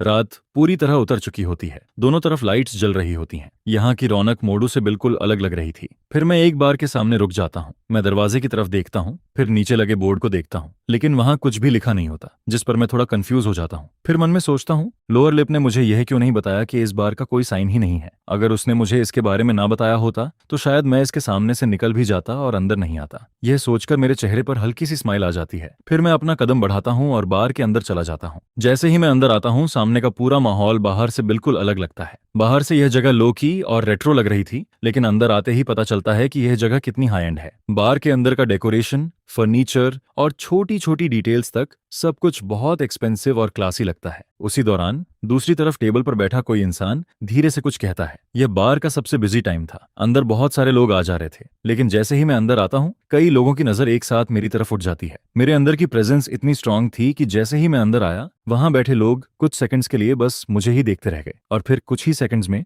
एक वुमन खुद चलकर मेरे सामने आ जाती है। वो मुस्कुराकर पूछती है, क्या आपको किसी हेल्प की जरूरत है? जिस पर मैं उसके सामने रुकता हूँ, हल्का सा स्माइल करता हूँ और कहता हूँ, हेलो, मैं इस बार के पर्सन इंचार्ज से मिलना चाहता हूँ। मेरी बात सुनते ही वो थोड़ा चौंक जाती है। फिर उसके होंठ हल्के से हिलते हैं और वो पूछती है, क्या आप सिस्टर सीआई को ढूंढ रहे हो? यह कहते हुए वो मुझे ऊपर से नीचे तक देखती है। उसे दिख रहा था कि मैं पूरी तरह काम और रिलैक्स्ड हूँ। आमतौर पर जो लोग सिस्टर सीआई को ढूंढने आते थे वो काफी नर्वस रहते थे, लेकिन मैं उनसे बिल्कुल अलग लग रहा था, जिस पर वो मन ही मन थोड़ा डिसअपॉइंटेड हो जाती है। फिर अचानक कांटोनेस में बात करने लगती है और मुझे रास्ता दिखाते हुए आगे चलने लगती है। चलते चलते वो कैजुअली पूछती है, पहली बार ज़ॉम्बी आए हो? मैं हल्का सा सिर हिलाता हूँ और स्माइल करता हूँ। मेरी स्माइल में थोड़ा डिस्टेंस साफ दिखाई देता है। फिर वो पूछती है, कितने दिन रुकने वाले हो? अगर ज्यादा दिन रुके तो शायद हमारे बीच कुछ स्पार्क्स भी हो सकते हैं। लेकिन मैं उसकी बात पर कोई खास रिएक्शन नहीं देता। फिर बस धीरे से कहता हूँ, देखते हैं। यह सुनकर वो हंसती है, फिर अपना फोन निकालती है और कहती है, तो फिर वीचैट ऐड कर लो। अगर कुछ भी चाहिए हो तो कभी भी मुझे ढूंढ लेना। जिस पर मैं बिना कुछ कहे उसके सामने आराम से अपना फोन निकालता हूँ और वीचैट ऐड कर लेता हूँ। यह देखकर वुमन के होंठ हल्के से हिलते हैं। उसे साफ समझ आ जाता है कि मैं उसमें बिल्कुल भी इंटरेस्टेड नहीं हूँ, लेकिन फिर भी वो कुछ नहीं कहती क्योंकि वो खुद को पेटी नहीं दिखाना चाहती थी। फिर जैसे ही वो मुझे काउंटर तक छोड़ती है, वो चुपचाप वहां से चली जाती है और मैं वहीं खड़ा रहता हूँ जैसे कुछ हुआ ही ना हो। काउंटर पर खड़ा स्टाफ मुस्कुराता है और बहुत पॉलिटली कहता है, आप पर्सन इन चार्ज को ढूंढ रहे थे, प्लीज थोड़ा वेट कीजिए। कुछ मिनट्स बाद लाल बालों वाली, थोड़ी एरोगेंट सी दिखने वाली एक लड़की स्टाफ के पीछे पीछे मेरी तरफ आती है। उस समय मैं प्लेटफॉर्म 8 के सामने बैठा हुआ था और अपने हाथ में पकड़े रेड वाइन ग्लास को धीरे धीरे घुमा रहा था। जैसे ही उस लड़की की नजर मुझ पर पड़ती है, उसके कदम अचानक रुक जाते हैं। उसके सामने एक बेहद हैंडसम चेहरा था। मैं आराम से बैठा हुआ था, जैसे मुझे किसी चीज की जल्दी ना हो। मेरे चेहरे पर वही लेजी और कॉन्फिडेंट एक्सप्रेशन था जिस पर होंगलियन की आंखें एकदम बड़ी हो जाती हैं। फिर वो मन ही मन चिल्लाती है, डैम, ये सच में वही हैंडसम गाई है। और फिर वो वहीं खड़ी रह जाती है, कुछ सेकंड्स तक मेरी तरफ देखते हुए। मैं 8 स्टेशन पर बैठा बैठा हुआ था। तभी वह लिटिल ब्रदर मुझे ढूंढते हुए आता है। फिर मैं समुद्र के किनारे वाली पूरी रो अपने लिए बुक कर लेता हूँ। मैं बैंक कार्ड नीचे रखता हूँ और लेजी स्माइल के साथ कहता हूँ, कैसा रहेगा अगर वह पूरा एरिया मुझे दे दो। वह जगह पूरे बार की सबसे अच्छी सीट थी, लेकिन मैं अकेला ही पूरा एरिया लेना चाहता था। अगर मैं इतना हैंडसम ना होता तो शायद होंगलियन मुझे उसी वक्त बाहर निकलवा देती। जिस पर मैं उसकी तरफ देखता हूँ। फिर वह हल्के से एक बैंक कार्ड निकालती है और थोड़ा एरोगेंट होकर मुस्कुराती है। वह मेरी कार्ड की तरफ देखती है, फिर स्माइल करते हुए कहती है, अच्छा तो पैसे कमाए हैं। इसके बाद वह कार्ड लेती है और पीछे खड़े वेटर को दे देती है। फिर मेरी तरफ मुड़कर पूछती है, कितनी सीट्स चाहिए। मैं सीधे कहता हूँ, 10 मीटर के अंदर जितनी भी सीट्स हैं सब चाहिए। यह सुनकर होंगलियन तुरंत मान जाती है। फिर वह आंख मारती है और तुरंत कोई जाकर वह पूरा एरिया खाली करवाने लगता है। कुछ देर बाद एक वेटर मुझे फ्लोर टू सीलिंग विंडो के पास लेकर जाता है। जैसे ही मैं बैठता हूँ, पूरे बार में बैठे लोगों की नजर दोबारा मेरी तरफ चली जाती है। बहुत जल्दी यह खबर पूरे ज़ॉम्बी में फैल जाती है कि एक सुपर हैंडसम गाई अचानक अनामोनस बार में आया है। फिर एक वेटर आकर होंगलियन से पूछता है, सिस्टर होंग, आपने उस लड़के की बात क्यों मान ली? हमारे बार को पैसों की कोई कमी नहीं है। लेकिन होंगलियन उसके सवाल पर ध्यान ही नहीं देती। उसके दिमाग में बस एयरपोर्ट वाली बात घूम रही होती है, जब किसी ने उसे बुरी तरह डांटा था। वह बस मीनिंगफुल्ली कहती है, मुझे डर था कहीं वह मुझे डांट ना दे। यह सुनकर वह आदमी पहले तो कंफ्यूज हो जाता है, फिर कुछ देर बाद उसे समझ आता है कि होंगलियन क्या कह रही थी, और फिर वह शॉक होकर सोचता है, कोई ऐसा भी है जो सिस्टर होंग को डांट सकता है। लेकिन होंगलियन को बार में चल रही बाकी बातों से कोई फर्क नहीं पड़ता। वह जल्दी से एलिवेटर में जाती है और सीधे सेकंड फ्लोर पर पहुंच जाती है। फिर वह बॉक्स का डोर खोलकर अंदर घुसती है, जहां बाकी दोनों लोग उसका वेट कर रहे होते हैं। अंदर जाते ही बिना किसी वार्निंग के वह एक्साइटेड होकर कहती है, गैस करो अभी नीचे मुझे कौन मिला। उसके अचानक ऐसे घुसते ही कैकुन टेबल से एप्पल उठाकर उसकी तरफ फेंक देता है। फिर वह इरिटेट होकर कहता है, तुम्हें कोई और काम नहीं है क्या? लेकिन होंगलियन बिल्कुल भी नाराज नहीं होती। वह और ज्यादा एक्साइटेड होकर कहती है, जल्दी गैस करो, तुम लोग कभी गैस नहीं कर पाओगे। लेकिन साइकुन बिना उसकी तरफ देखे कहता है, मुझे इंटरेस्ट नहीं है। वह उसके साथ ऐसे बेकार गेम खेलने के मूड में नहीं था। जिस पर होंगलियन बस नाक सिकोड़ती है। फिर वह सैड मैग्नेट के पास जाकर बैठ जाती है, जो टैबलेट में सिर झुकाकर काम कर रही होती है। फिर होंगलियन उसे कोहनी मारती है और कहती है, मैग्नेट तुम गेस करो। लेकिन सैड मैग्नेट अपनी आंख तक नहीं उठाती। जिस पर होंगलियन उसके साइड में चुटकी काटती है, फिर एप्पल का एक बाइट लेती है और वापस सोफा पर गिर जाती है। कुछ देर के लिए रूम में शांति छा जाती है। दोनों लोग अपने अपने काम में लगे रहते हैं, कोई भी उसकी बात पर ध्यान नहीं देता। जिस पर होंगलियन को और बेचैनी होने लगती है। आखिरकार वह खुद ही बोल पड़ती है, नीचे फर्स्ट फ्लोर पर एक कोट पहना हुआ सुपर हैंडसम गाय बैठा है। उसकी वजह से बार में और भी कस्टमर्स आ गए हैं। लेकिन यह सुनकर भी सैड मैग्नेट कोई रिएक्शन नहीं देती। उल्टा काइकुन उसे इरिटेट होकर देखता है और कहता है, अगर कुछ काम नहीं है तो चुप रहो। होंगलियन हल्का सा नाक सिकोड़ती है। उसके अंदर गॉसिप भरा हुआ था, लेकिन जब किसी को सुनना ही नहीं था तो उसने भी कुछ न बोलने का फैसला कर लिया। फिर वह सोफा पर लेट जाती है और कुछ ही देर में सो जाती है। कल रात तीनों लोग दूसरे शहर से पूरी रात ट्रैवल करके जियांग सिटी लौटे थे। उन्हें आराम करने का मौका तक नहीं मिला था। वापस आते ही वह लोग फिर काम में लग गए थे। होंगलियन को तो लेजी होने का एक मौका भी नहीं मिला था, जिस पर वह आंख बंद करते ही सो जाती है और बॉक्स के अंदर फिर से शांति हो जाती है। आधे घंटे बाद साइकुन उसे थप्पड़ मारकर उठाता है और कहता है, चलो नीचे खाना खाने चलते हैं। जैसे ही होंगलियन उठती है और बाहर जाने लगती है, उसे अचानक कुछ याद आता है। वह कुछ बोलने ही वाली होती है, तभी उसकी नजर आगे खड़ी सैड मैग्नेट पर जाती है। सैड मैग्नेट एक हाथ पॉकेट में डाले नीचे देख रही होती है। उसकी नजर फर्स्ट फ्लोर पर थी और उसके चेहरे पर सोचने वाला एक्सप्रेशन था। उसकी आंखें हल्की सी डार्क हो जाती हैं। पता नहीं उसके दिमाग में क्या चल रहा था। फिर होंगलियन अचानक अपना सिर थपथपाती है और कहती है, सिस्टर सी, मैं तो बताना ही भूल गई। नीचे जो लड़का बैठा है उसने पूरा एरिया बुक कर लिया है। जहां हम यूजुअली खाना खाते हैं उसके आसपास के 10 मीटर तक की सारी जगह। यह सुनकर चाइकुन अपनी आईब्रो उठाता है। फिर वह कहता है, तो तुम अभी उसी लड़के की वजह से इतना ड्रामा कर रही थी? जिस पर होंगलियन हंसती है और कहती है, हाँ, और आज वह कल से भी ज्यादा हैंडसम लग रहा है। कैकुन हंसकर कहता है, इतना भी क्या हैंडसम होगा। फिर होंगलियन कहती है, अब तो हालत यह है कि हॉल के लगभग 1/3 लोग उसकी सीट के सामने लाइन लगाकर खड़े हैं, और जो लोग लाइन में नहीं हैं वो भी बस उसे ही देख रहे हैं। यहाँ तक कि कई गर्ल्स भी सिर्फ उसे देखने के लिए उसके पास जा रही हैं। फिर वह एक्साइटेड होकर कहती है, और उसे कोई फर्क नहीं पड़ रहा। उसने कहा है, जो भी लाइन में आएगा, अगर वह खूबसूरत है और उसका फिगर अच्छा है तो वह उसके सामने बैठ सकती है और उसके साथ गेम खेल सकती है। होंगलियन की बातों में साफ पता चल रहा था कि वह उसे बहुत ज्यादा कॉम्प्लीमेंट कर रही थी। जिस पर काइकुन बस चुप रहता है, लेकिन सैड मैग्नेट के चेहरे पर अभी भी कोई एक्सप्रेशन नहीं आता। फिर वह अपनी नजर वापस खींचती है, कुछ नहीं कहती और सीधा एलिवेटर की तरफ चली जाती है। न जाने क्यों यह देखकर होंगलियन को अचानक माहौल थोड़ा अजीब लगने लगता है। फिर वह जानबूझकर चियाई कुन को कोहनी मारती है और धीरे से कहती है, तुम्हें नहीं लगता तुम्हारी सिस्टर कुछ स्ट्रेंज बिहेव कर रही है? जिस पर चाई कुन उसे घूरता है और तुरंत कहता है, तुम्हारा दिमाग खराब है। फिर वह आगे कहता है, यहाँ तक कि खाने की जगह भी किसी ने पैसे देकर बुक कर ली और तुम अब भी बस वही सोच रही हो। फिर वह इरिटेट होकर एलिवेटर की तरफ बढ़ जाता है, लेकिन होंगलियन वहीं खड़ी रह जाती है। उसे साफ लग रहा था कि सिस्टर सी को यह बात बिल्कुल पसंद नहीं आई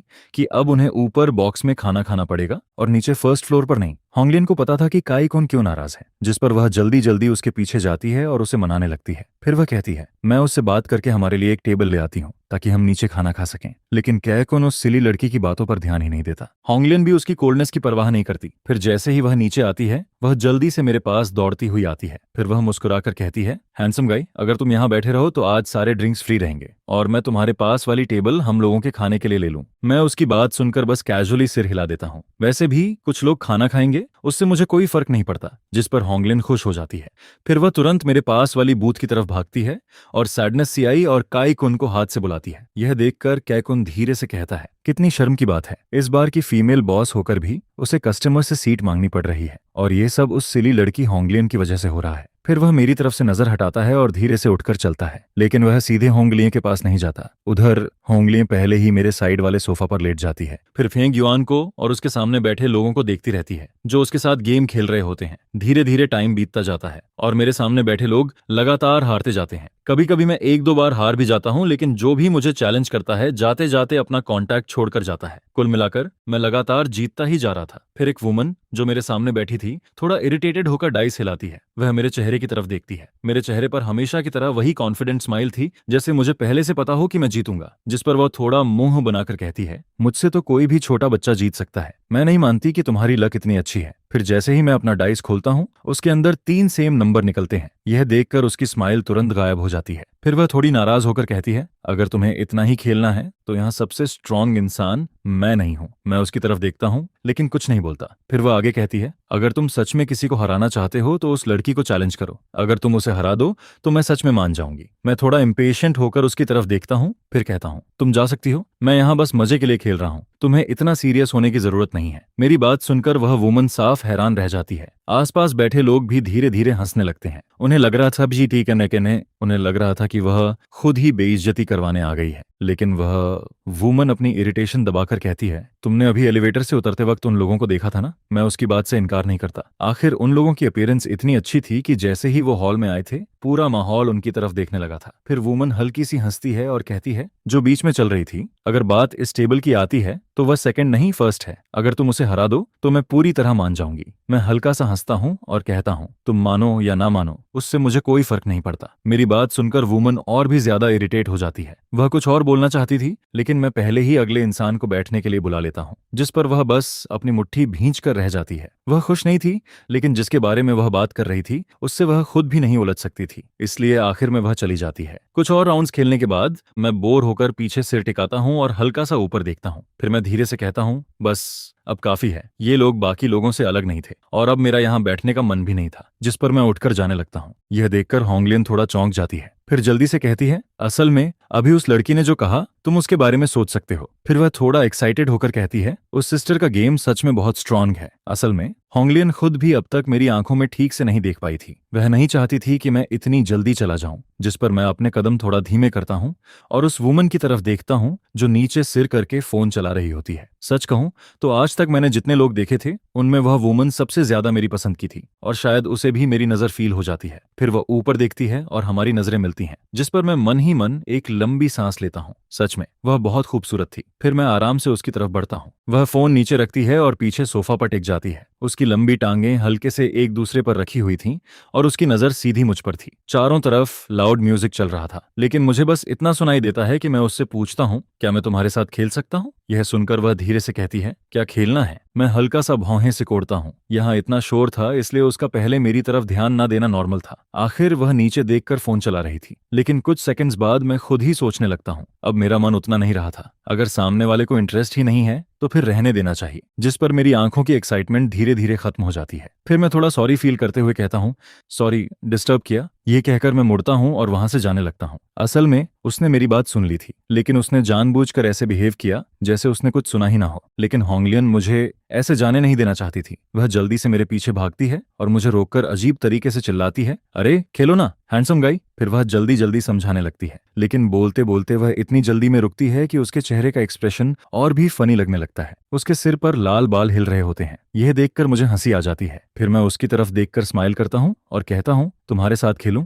कैसा रहेगा? ये सुनकर होंगलियन एकदम से रुक जाती है, लेकिन अगले ही सेकंड उसके ऊपर ठंडी हवा पड़ती है और वह तुरंत होश में आ जाती है। फिर वह जल्दी जल्दी सिर हिलाती है और कहती है, नहीं नहीं, मैं नहीं खेल सकती, मैं रिजाइन कर दूंगी। फिर वह जल्दी से सैड वर्ड्स की तरफ इशारा करती है और कहती है, उसका गेम बहुत अमेजिंग है। मेरे सबोर्डिनेट्स दया की भीख मांगते हुए भरे पड़े होते हैं, जिस पर वो दुख भरी बातें करती है जो नॉर्मली लड़कों के लिए इतनी भी सैड नहीं होती हैं। लेकिन आज उसे दूसरी बार देखना भी मुश्किल लग रहा होता है। अगर वो इस मैटर को येलो बना देती तो बिजनेस के वो बड़े बड़े लोग उसकी हालत खराब कर देते और उसे बुरी तरह स्कार कर देते। हालांकि हमारी मुलाकात को ज्यादा टाइम नहीं हुआ था, लेकिन मैं बहुत जल्दी समझ जाता हूँ कि इस रेड हेयर्ड गर्ल की आंखों में क्या मतलब छुपा हुआ है, जिस पर मैं हल्का सा फ्राउन करता हूँ, क्योंकि वो सच में मेरे साथ खेलना नहीं चाहती होती है। ये कैसे पॉसिबल हो सकता है? जिस पर होंगलियन तुरंत जवाब देती है कि वो बस प्रेटेंड कर रही है, क्योंकि जैसा कि तुम जानते हो कैकुन पूरा प्रोसेस सुन रहा होता है। यह सुनकर मैं खुद को हंसने से रोक नहीं पाता और पलटकर सैड वर्ड्स की तरफ देखने लगता हूँ, जिस पर मैं देखता हूँ कि मेरी इस बात से वो क्लियरली थोड़ी एम्बेरेस्ड हो जाती है और कुछ पल के लिए फ्रीज कर जाती है। लेकिन इसके बाद भी वो ऐसे अपने कपड़े पहनती रहती है जैसे कुछ हुआ ही नहीं है। यह देखकर मैं और भी ज्यादा खुलकर हंसने लगता हूँ। फिर मैं वापस जाकर उसके सामने बैठ जाता हूँ और अपना हाथ टेबल पर टिकाकर सिर को सहारा देता हूँ, जिसके बाद मैं उससे पूछता हूँ कैसे खेलना है, जिस पर उसके फेस पर कोई भी अलग एक्सप्रेशन नहीं दिखता है, बल्कि वो हल्का सा आगे झुकती है ताकि मुझसे बात करना इजी हो जाए। फिर वो कहती है, एक साथ 3 काम हो जाएंगे, तुम्हारे रूल्स के हिसाब से खेलते हैं। अगर तुम हारते हो तो 1 बॉटल बियर पीनी होगी और अगर जीतते हो तो कॉन्टैक्ट इन्फॉर्मेशन ऐड करनी होगी। जिस पर मैं तुरंत रेडी हो जाता हूँ, लेकिन फिर मैं सैड वर्ड से कहता हूँ, मुझे तुम्हारा वही कॉन्टैक्ट सोर्स चाहिए जो तुम नॉर्मली यूज करती हो। ऐसा मत करना कि कोई ज़ॉम्बी नंबर दे दो जिसे तुम खुद भी यूज नहीं करती हो। इसके बाद मैं उससे ये भी नहीं पूछता कि बड़ा या छोटा खेलना है, क्योंकि मुझे फर्क नहीं पड़ता होता। जिस पर सैड वर्ड्स कहती हैं, तुम्हारी मर्जी, फाइनल फैसला तुम्हारा। जिस पर मैं कहता हूं, तो फिर छोटा। इतना कहने के बाद मैं उससे कहता हूं, चलो तुम पहले ट्राई करो। जिस पर सैड वर्ड्स बिना कुछ बोले डाइस उठा लेती है। फिर वो उसे 2 बार शेक करती है। इसके बाद उसका हाथ जल्दी से रुकता है। वो सिर उठाकर मेरी तरफ देखती है और हल्का सा नॉड करती है। फिर मेरी बारी आती है, जिस पर मैं बड़ी आसानी से डाइस उठा लेता हूँ, उसे दबाकर शेक करता हूँ और फिर नीचे रख देता हूँ। लेकिन मेरे फेस पर कोई इमोशन नहीं दिखता है, जिस पर अब यह गेस करना और मुश्किल हो जाता है कि कौन जीतेगा। फिर मैं कैजुअली कहता हूं कि दोनों एक साथ खोलते हैं, जिस पर मैं और सैड वर्ड्स एक दूसरे की तरफ देखते हैं और फिर दोनों एक ही समय पर अपने अपने डाइस खोल देते हैं। यह देखकर आसपास खड़े लोग तुरंत अपनी गर्दन आगे बढ़ाकर देखने लगते हैं, जिस पर होंगलियन मेरी तरफ देखकर सबसे पहले कहती है, 3 वंस। तुम्हारी स्किल सच में बहुत अच्छी है।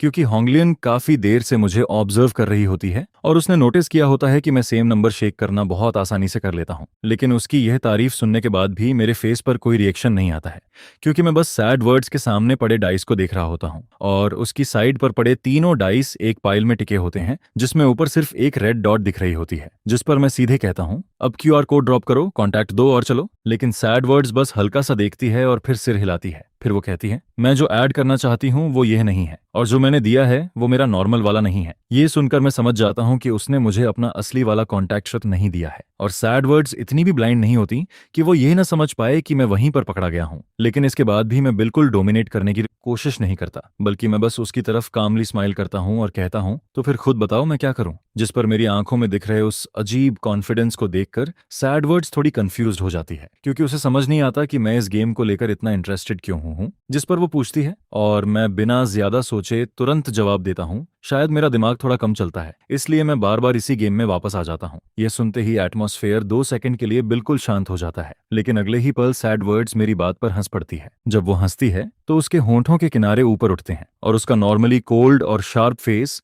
अचानक इतना ब्राइट लगने लगता है जैसे स्प्रिंग ब्रीज में कोई पीच ब्लसम हिल रही हो। जिस पर बगल में खड़ी होंगलियन भी खुद को रोक नहीं पाती और हंसते हुए कहती हैं, तुम वही रीजन हो जिसकी वजह से मेरी सिस्टर ने पहली बार इन्वेस्टमेंट सीखना शुरू किया था। फिर वो आगे कहती है, असल में इन्वेस्टमेंट जैसी चीज को सीखना जरूरी नहीं होता, लेकिन हमारे सर्कल में हर कोई इसे खेलना पसंद करता है, इसीलिए सब लोग इसमें हाथ डालते रहते हैं। लेकिन सैड वर्ड्स का हाथ इसमें बहुत स्मूथ है। इसके बाद सैड वर्ड्स खुद कोड स्कैन करती है और मुझे अपना रियल कॉन्टैक्ट दे देती है। फिर वो ऐसे कैजुअली कहती है, तो इसका मतलब तुम मुझे इन्वेस्टमेंट सिखाने का प्रॉमिस कर रहे हो? जिस पर मैं अपना नाम बताते हुए कहता हूँ, मेरा नाम फेंग युआन है। लेकिन मुझे समझ नहीं आता कि वो अचानक ये क्यों पूछ रही होती है। इसके बाद सैड वर्ड्स बिना कुछ कहे मुझे अपना कॉन्टैक्ट डायरेक्टली भेज देती है। जब मैं उन 3 वर्ड्स को देखता हूँ तो मेरी आंखें एक पल के लिए हल्का सा बदल जाती हैं, लेकिन फिर अगले ही सेकंड मैं ऐसे बिहेव करता हूँ जैसे कुछ हुआ ही नहीं है, और फिर हम दोनों एक दूसरे की कॉन्टैक्ट इन्फॉर्मेशन ऐड कर लेते हैं। जिस पर होंगलियन भी तुरंत आगे आ जाती है और कहती है, मुझे भी ऐड करना है, लेकिन मेरी इन्वेस्टमेंट तुम्हारी तरह अच्छी नहीं है। फिर वो हंसते हुए कहती है, क्यों ना आगे से तुम यहाँ आते रहा करो। जिस पर मैं सिर हिलाकर कहता हूँ, ठीक है, लेकिन फिर मुझे डिनर देना पड़ेगा। होंगलियन का कैरेक्टर शुरू से ही बहुत स्ट्रेट फॉरवर्ड होता है, जिस पर वो तुरंत कहती है, डील। फिर वो आगे कहती है, हाँ, होंगलियन हमेशा अपने फ्रेंड्स की हेल्प करती है। और इसके बाद वो अपना हाथ बढ़ाकर कहती है, मेरा नाम होंगलियन है, हेलो। जिस पर मैं उसकी तरफ देखकर स्माइल करता हूँ, और मेरी बात सुनते ही होंगलियन इतनी जोर से हंसती है कि कुछ पल के लिए खुद को संभाल नहीं पाती। फिर जब वो वापस नॉर्मल होती है तो कहती है, तुम सच में सबसे हैंडसम बॉय हो जिसे मैंने आज तक देखा है। जिस पर मैं जवाब देता हूँ, थैंक यू, तुम भी बुरी नहीं हो, और मैं सीरियसली कह रहा हूँ, बस कर रहा हूँ। हालांकि होंगलियन के बाल थोड़े मेसी होते हैं, लेकिन वो सच में बहुत खूबसूरत लगती है। और सिर्फ वही नहीं, बल्कि वो लड़की भी जो मुश्किल से मुझसे बात करती है। हालांकि उसकी आईब्रोज में थोड़ा कोल्ड एटीट्यूड दिखता है, लेकिन उसकी लुक्स और टेम्परामेंट भी इक्वली हाई क्वालिटी हैं। जिस पर होंगलियन क्यूरियस होकर मुझसे पूछती है, और जवाब देने से पहले मैं कुछ देर सोचता हूँ। फिर मैं कहता हूँ, फिलहाल शायद ऐसा ही है। जिस पर होंगलियन और भी ज्यादा एक्साइटेड होकर पूछती है, तो तुम यहाँ कितने टाइम तक रुकने वाले हो? फिर मैं उसकी तरफ देखकर पूछता हूँ, और तुम्हारे जैसा पर्सनैलिटी वाला लड़का कितने टाइम तक यहाँ रुकने का प्लान करता है? जिस पर होंगलियन बिना 1 सेकंड गनवाए तुरंत जवाब देती है, लगभग 1 महीना, और अभी के लिए मैं भी यही सोच रही हूँ। फिलहाल तो यही प्लानिंग है, और आखिर में कितने टाइम तक रुकना है वो मूड पर डिपेंड करेगा। अभी तो काफी टाइम बाकी है। जिस पर होंगलियन काफी देर तक बात करती रहती है, और फिर अचानक पूछती है, वैसे तुम रहते कहाँ हो? जिस पर सैड वर्ड्स उसे वार्निंग भरी आवाज में बीच में ही रोक देती है, और उसकी बात सुनते ही होंगलियन को रियलाइज होता है कि उसका सवाल थोड़ा अचानक था। फिर वो जल्दी से कहती है, सॉरी, मेरा मतलब बस इतना था कि मैं तुम्हें बाद में अपने साथ हैंग आउट करने के लिए पूछ सकूं, मेरा कोई और मतलब नहीं था। जिस पर मैं कहता हूं, कोई बात नहीं। हालांकि मुझे नहीं पता कि होंगलियन के दिमाग में और क्या चल रहा है, लेकिन मैं उसे ऐसे ही अपना एड्रेस नहीं बताने वाला था। इसके बाद मैं फोन की तरफ देखता हूं, जिस पर सैड वर्ड्स मुझे मैसेज भेजती है, अगर कुछ हो तो मुझे बता देना, और जब तुम्हें बाहर जाना हो तो मुझे कॉल करना, और हाँ, मेरा ध्यान रखना। फिर होंगलियन दोबारा कहती है, याद रखना, मुझे भी बुलाना। जिस पर मैं सिर हिलाता हूँ, टाइम देखता हूँ, फिर खड़ा होकर कहता हूँ, मैं अब वापस जाकर रेस्ट करूंगा, नेक्स्ट टाइम मिलते हैं। जिस पर होंगलियन थोड़ा डिसअपॉइंटेड लगती है, लेकिन तभी मुझे सैड वर्ड्स का मैसेज आता है, मैं तुम्हें कल लेने आऊंगी। यह सुनकर मैं थोड़ा कंफ्यूज्ड हो जाता हूँ और पूछता हूँ, तुम मुझे लेने क्यों आओगी? जिस पर सैड वर्ड्स उल्टा मुझसे ही पूछती है, तुमने ही तो कहा था कि तुम मुझे सिखाओगे। यह सुनकर मैं हल्का सा मुस्कुराता हूँ, क्योंकि अब मुझे समझ आता है कि वो इसी बात की तरफ इशारा कर रही थी। फिर मैं हाथ हिलाकर कहता हूँ, जब मैं तुम्हें बुलाऊंगा तब आ जाना। इतना कहने के बाद मैं उनके एक्सप्रेशंस की तरफ देखता भी नहीं हूँ और सीधे वहां से चला जाता हूँ। जिस पर मेरे जाते ही चैकुन गहरी सांस छोड़ता है और कहता है, यह लड़का सच में कमाल है। फिर वो सैड वर्ड्स की तरफ देखकर पूछता है, वैसे तुम्हें वो थोड़ा इंटरेस्टिंग नहीं लगा? जिस पर सैड वर्ड्स अपने थोड़े सूजे हुए आईब्रोज को दबाती है, क्योंकि पिछले 2 दिन से वो बहुत बिजी रही थी और उसने ठीक से रेस्ट भी नहीं किया था। फिर वो थकी हुई आवाज में कहती है, मुझे उसमें कोई इंटरेस्ट नहीं है। लेकिन उसकी आवाज में जो थकान होती है वो पूरी तरह छुप नहीं पाती। उधर होंगलियन फेंग युआन की प्रोफाइल स्क्रॉल कर रही होती है, और यह सुनते ही उसका फोन लगभग हाथ से गिर जाता है। फिर वो आंखें बड़ी करके कहती है, इम्पॉसिबल, ऐसा कैसे हो सकता है? लेकिन फिर वो अभी का सीन याद करती है और खुद ही हंस पड़ती है। फिर वो कहती है, लेकिन शायद ये सच है, क्योंकि फेंग युआन के सामने तुम्हारे फेस पर स्माइल नॉर्मली से ज्यादा थी। ये सुनकर सैड वर्ड्स उसकी तरफ देखती है, और उसकी वह प्राउड शक्ल देखकर उसे बिल्कुल अच्छा नहीं लगता। जिस पर वो बिना ज्यादा जोर लगाए उसकी नी पर हल्की सी किक मार देती है, जिस पर होंगलियन ऐसे एक्ट करती है जैसे उसे बहुत जोर से किक लगी हो। फिर वो लंगड़ाते हुए सैड वर्ड्स के पास जाती है और फेंग युआन की प्रोफाइल उसे दिखाती है, जिस पर प्रोफाइल में ज्यादा कुछ नहीं होता, बस लिखा होता है कि उसका अभी रिसेंटली ब्रेकअप हुआ है, और जो लास्ट पोस्ट होती है वो भी सिर्फ 2 दिन पहले की होती है। ये देखकर कैकुन भी फोन लेकर देखने लगता है। फिर वो कहता है, नहीं, क्या सच में ऐसी भी कोई लड़की होती है जो इसे रिजेक्ट कर दे? हालांकि फेंग युआन का पर्सनालिटी और लुक्स उसका टाइप नहीं थे, लेकिन फिर भी वो दिल से ये नहीं कह सकता था कि फेंग युआन अच्छा नहीं है। और उसकी उस प्रोफाइल में बस थोड़ा सा कंटेंट देखकर ही काइकुन कुछ देर के लिए चुप हो जाता है। फिर वो धीरे से कहता है, यह तो सच में डेंजरस लेवल का है। जिस पर होंगलियन भौहें सिकोड़कर कहती हैं, तो मतलब फेंग युआन यहाँ बस रिलैक्स करने आया है? जिस पर काइकुन सिर हिलाकर कहता है, शायद अभी कुछ देर पहले तक सैड वर्ड्स उदास लग रही थी, लेकिन अब होंगलिन की नजरें लगातार उसी पर टिकी हुई होती हैं, जिस पर सैड वर्ड्स थोड़ा अनकंफर्टेबल होकर कहती है क्या, लेकिन होंगलिन बस उसे देखते हुए हंसती रहती है, जिस पर सैड वर्ड्स खुद पर शक करने लगती है और पूछती है क्या मैं इतना ऑब्वियस बिहेव कर रही हूँ, जिस पर चाइकुन उसके शोल्डर पर हाथ रखकर कहता है इतना भी नहीं, लेकिन कल से जब से तुमने फैंग युएन को पहली बार देखा है तब से तुमने अपनी नजरें उस पर से हटाई ही नहीं है। फिर होंगलिन आंखें छोटी करके कहती हैं कल एयरपोर्ट पर भी तुमने कहा था कि तुम्हें हमारी हेल्प नहीं चाहिए, लेकिन बाद में तुमने खुद एयरपोर्ट के मैनेजर को कांटेक्ट किया ताकि फेंग युआन को आसानी से जाने दिया जाए। होंगलिन ने उसका पूरा प्रोसेस अपनी आंखों से देखा था। अगर कल वाली बात को बस एक बार की काइंडनेस माना जा सकता था तो आज का बिहेवियर सच में उन्हें सरप्राइज कर रहा था, क्योंकि फेंग युआन जैसा लड़का जो इतना स्मार्ट और कॉन्फिडेंट हो, उसके आसपास कितनी भी लड़कियां हो फेरी हो, सैड वर्ड्स की नजरें फिर भी उसी पर टिकी रहती थीं। और इसी वजह से होंगलिन ने जानबूझकर फेंग युआन की सीट चेंज करवाने का आइडिया दिया था, फिर उन्हें 7 गेम खेलने दिया था, और जिस पर सैड वर्ड्स ने मना भी नहीं किया। यही बात बहुत कुछ बता देती थी। कम से कम सैड वर्ड्स के दिल में फेंग युआन बाकी लोगों से अलग था। अपने सामने बैठे इन दोनों को लगातार छेड़ते हुए देखकर सैड वर्ड्स बस हेल्पलेस होकर सिर हिला देती है, लेकिन वो कुछ डिनाई भी नहीं करती। हालांकि सैड वर्ड्स कभी पहले प्यार में नहीं पड़ी थी, लेकिन उसे अच्छी तरह समझ आ रहा था कि उसके दिल में क्या चल रहा है। वो सिर्फ फेंग युआन की नॉर्मल फ्रेंड बनकर नहीं रहना चाहती थी। उसके दिल की धड़कन बार बार अनकंट्रोलेबली तेज हो जाती थी, उसके बॉडी का टेम्परेचर बढ़ने लगता था, और ये सब उसने पहले कभी फील नहीं किया था। जिस पर वो अपने दिल में धीरे से उसका नाम दोहराती है, फेंग युआन। लेकिन होंगलिन और काईकुन उसे और ज्यादा टीज करने लगते हैं, जिस पर वो फाइनली कहती है बस करो, उसे परेशान मत करो। उसकी आवाज थोड़ी डेंजरस लगती है, लेकिन फिर भी हर कोई समझ जाता है कि उसका मूड एक्चुअली बहुत अच्छा है। जिस पर होंगलिन और काईकुन एक दूसरे की तरफ देखते हैं और सिर हिला देते हैं, क्योंकि काईकुन जानता था कि ऐसी चीजें नेचुरली होने देना बेहतर होता है। अगर कोई बीच में ज्यादा दखल दे तो सब अजीब लगने लगता है। और होंगलिन भी सोचती है कि जब तक सैड वर्ड्स खुद फेंग युआन की बात नहीं करेगी, वो भी कुछ नहीं कहेगी।